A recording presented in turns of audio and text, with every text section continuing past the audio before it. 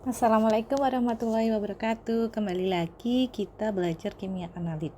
Pada pertemuan kali ini kita akan belajar tentang kalibrasi, kemudian standarisasi, koreksi blank, yaitu meliputi kalibrasi, kemudian standarisasi dan regresi linier. Mengapa kita pelajari terkait topik ini di metalurgi? Karena di dalam teknik metalurgi kita sering melakukan pengukuran kadar. Kita bisa mengukur menggunakan AAS, kemudian menggunakan ICP. Kemudian kita juga mengukur absorbansi kompleks logam dengan UVVS. Kemudian mengukur kadar logam di dalam tiling atau slag. Nah, semua ini berbasis pada satu prinsip, yaitu instrumen hanya membaca sinyal saja, bukan langsung membaca nilai konsentrasinya atau besarnya konsentrasi. Maka kita perlu melakukan kalibrasi, yaitu menghubungkan sinyal dengan konsentrasi, kemudian standarisasi, menentukan sensitivitas metode, kemudian ada blank correction, yaitu menghilangkan sinyal dari pelarut atau reagen, dan kita melakukan interpretasi yaitu dengan regresi linier atau menentukan hubungan matematis yang terbaik di sini. Kalibrasi yaitu proses memastikan bahwa alat ukur memberikan nilai yang benar dan akurat. Kemudian di dalam kalibrasi ini tujuannya adalah memastikan bahwa sinyal yang dibaca instrumen benar secara kuantitatif. Contohnya yaitu kita melakukan kalibrasi timbangan analitik. Jika timbangan tidak dikalibrasi, maka yang seharusnya 0,5000 gram bisa terbacanya menjadi 0,4980 gram. Kemudian ini menjadi error sistematik terjadi pada semua analisis. Kemudian contoh yang kedua yaitu kalibrasi spektrofotometer UVVS larutan standar K2CR2O7 ini 60 ppm harusnya memberikan absorbansi tertentu pada 350 nanometer, tetapi tidak sesuai sehingga alat perlu dilakukan kalibrasi ulang. Nah, jenis kalibrasinya ada apa saja? Yang pertama ada kalibrasi alat atau hardware, kemudian yang kedua kalibrasi metode, yaitu hubungan sinyal ke konsentrasi. Di teknik metalurgi yang paling sering dipakai adalah kalibrasi kurva standar. Kemudian ada standarisasi. Standarisasi merupakan proses untuk menentukan sensitivitas metode analisis.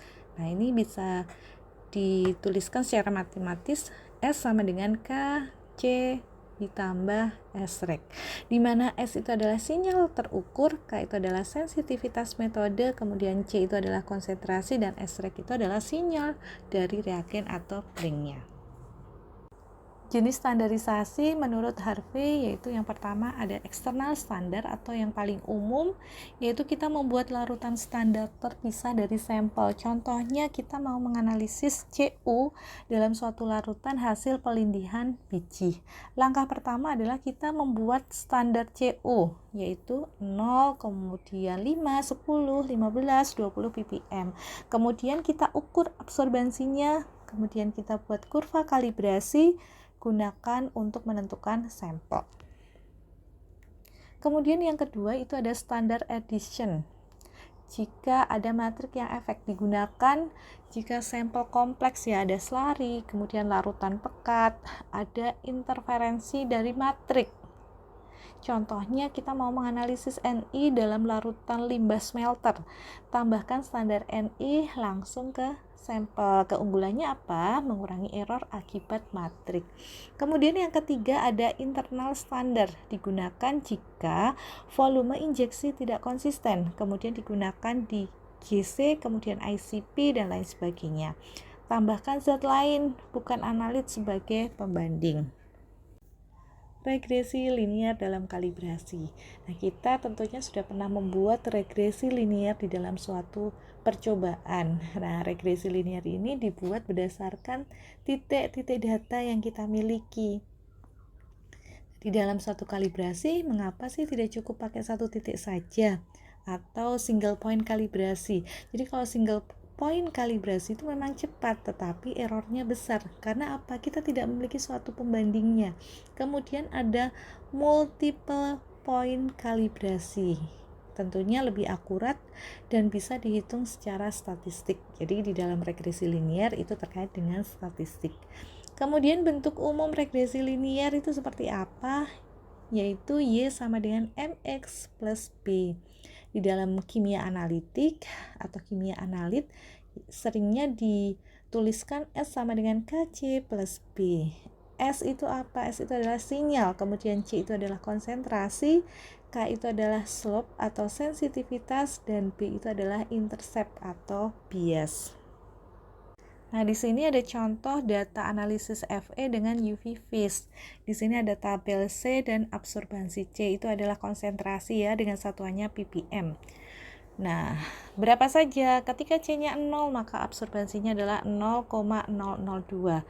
Ketika 5, yaitu absorbansinya 0,102. Ketika 10, itu absorbansinya 0,203. Kemudian ketika 15, itu 0,305. Dan ketika 20, itu adalah 0,405. Maka kita akan melakukan yang pertama adalah menentukan persamaan regresi linier, yang kedua menghitung konsentrasi sampel, kemudian yang ketiga adalah menjelaskan makna fisiknya atau makna dari yang kita hitung. Baik, dari contoh data analisis FE dengan UVVS, maka kita selesaikan pertanyaan tadi. Yang pertama yaitu kita menghitung nilai yang diperlukan. Nilai yang diperlukan itu ada M, kemudian baik, dari contoh data analisis FE dengan UVVS, maka kita selesaikan pertanyaan tadi. Yang pertama yaitu kita menghitung nilai yang diperlukan. Nilai yang diperlukan itu ada M, kemudian B. Rumusnya apa? Untuk M sama dengan N dikalikan sigma XY dikurangi sigma X dikalikan sigma Y dibagi N dikalikan sigma X kuadrat dikurangi sigma X kuadrat. Kemudian untuk B sama dengan sigma Y dikurangi M dikalikan sigma X dibagi N, di mana X itu konsentrasi, kemudian Y itu adalah absorbansi, N itu adalah jumlah data. Kemudian langkah berikutnya adalah kita membuat tabelnya. Tabelnya isinya apa aja gitu ya. Ada C sebagai sumbu X, kemudian S itu sebagai sumbu Y, kemudian ada X kuadrat, kemudian ada X dikalikan Y. C atau X yaitu ada 0, kemudian 5, 10, 15, 20 dijumlahkan. Jumlahnya berapa ya? 5 ditambah 10 ditambah 15 ditambah 20 sama dengan 50. Kemudian S atau Y ada 0,002, 0,102, ada 0,203, ada 0,305, kemudian ada 0,405. Kemudian dijumlahkan. Jumlahnya berapa? 1,017. Kemudian X-nya pangkat 2 atau dikuadratkan. X 0 dikuadratkan itu ketemunya 0, kemudian 5 dikuadratkan ketemunya 25. 10 dikuadratkan ketemunya 100, 15 dikuadratkan sama dengan 225, kemudian 20 dikuadratkan sama dengan 400. Kemudian X kuadratnya di total ketemunya adalah 750. Kemudian X dikalikan Y, X-nya berapa? 0, Y-nya berapa? 0,102, ketemunya 0. Kemudian 5 dikalikan 0,102, ketemunya 0,510. Kemudian 10 dikalikan 0,203 sama dengan 2,030. Kemudian 15 dikalikan 0,305, ketemunya 4,575. Kemudian 20 yaitu dikalikan 0,405 ketemunya 8,100. Kemudian XY-nya atau X dikalikan Y kita jumlahkan. Jumlahnya berapa? 15,215. Selanjutnya kita ambil nilai-nilai yang digunakan. Nilai-nilai yang digunakan di dalam perhitungan untuk mencari M dan B yaitu N sama dengan 5. Kemudian sigma X sama dengan 50, sigma Y sama dengan 1,017, sigma X kuadrat sama dengan 750, kemudian sigma XY sama dengan 15,215.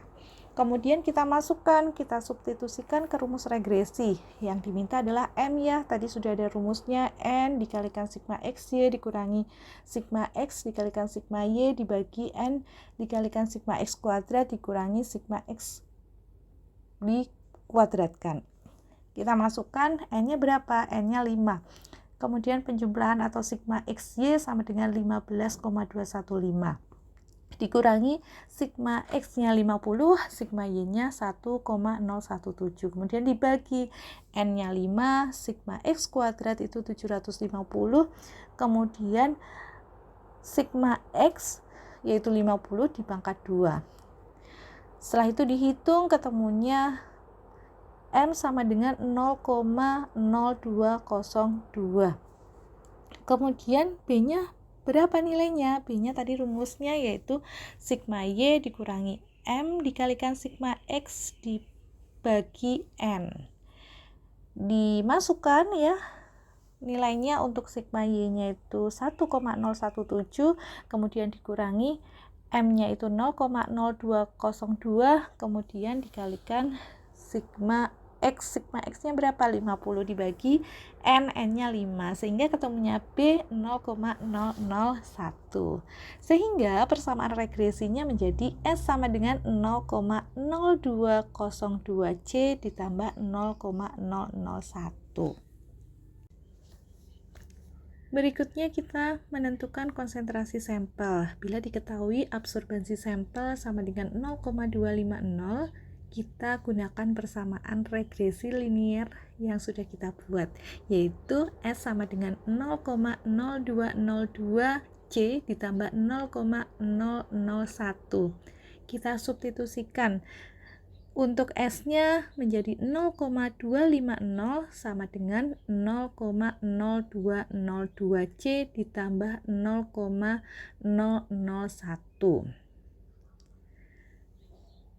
0,001 kita bawa ke ruas kiri ya, sehingga menjadi 0,250 dikurangi 0,001 sama dengan 0,0202C.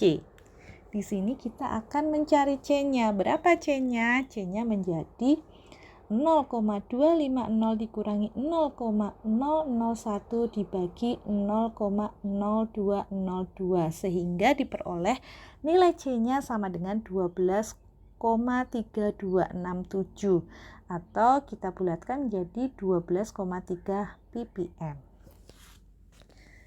Selanjutnya kita interpretasi hasil yang sudah kita hitung.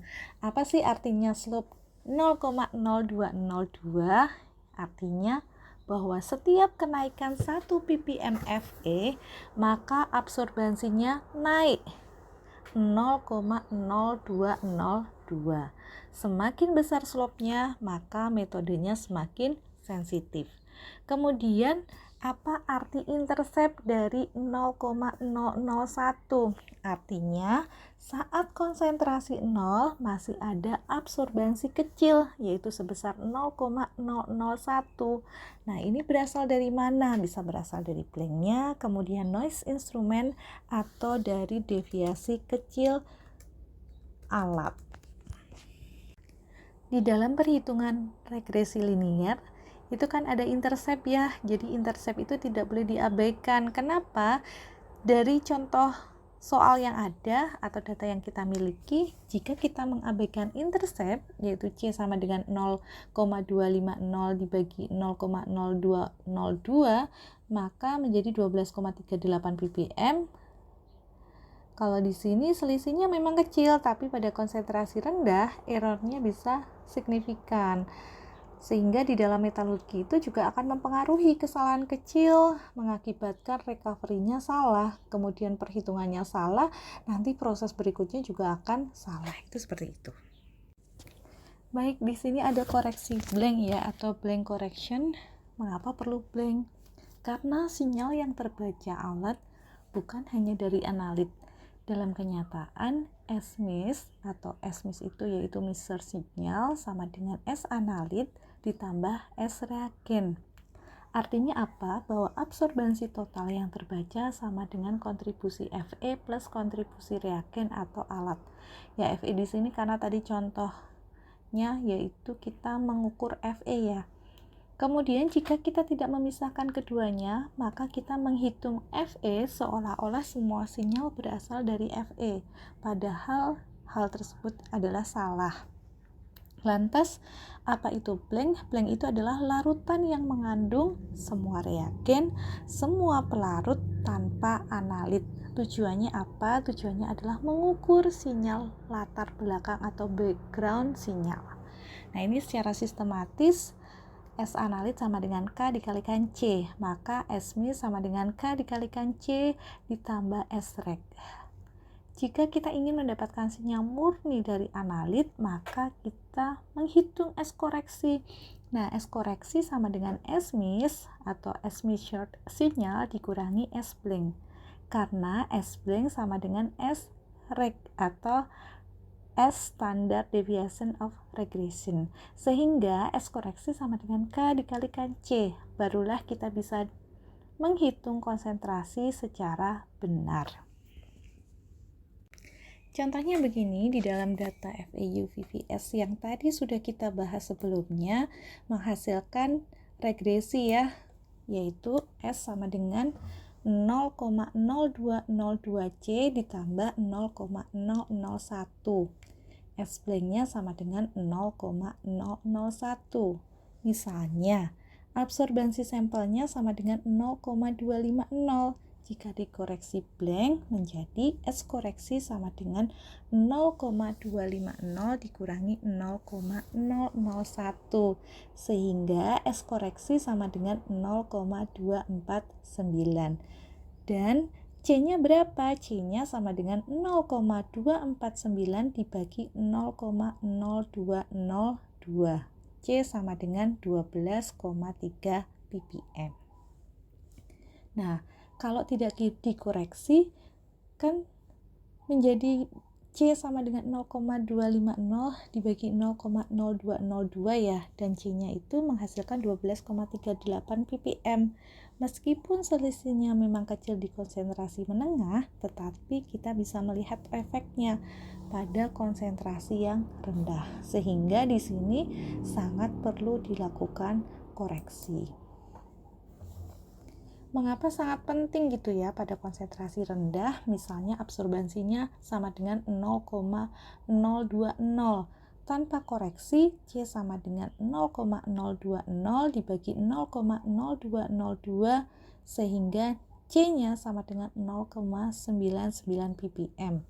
Dengan koreksi, menjadi S koreksi sama dengan 0,020 dikurangi 0,001 sehingga S koreksi sama dengan 0,019 dan nilai C-nya sama dengan 0,019 dibagi 0,0202 dan C-nya sama dengan 0,94 ppm. Nah, errornya relatif jadi besar. Inilah sebabnya blank sangat penting pada analisis trace metal. Relevansi untuk teknik metalurgi apa? Contohnya adalah dalam melakukan analisis larutan leaching.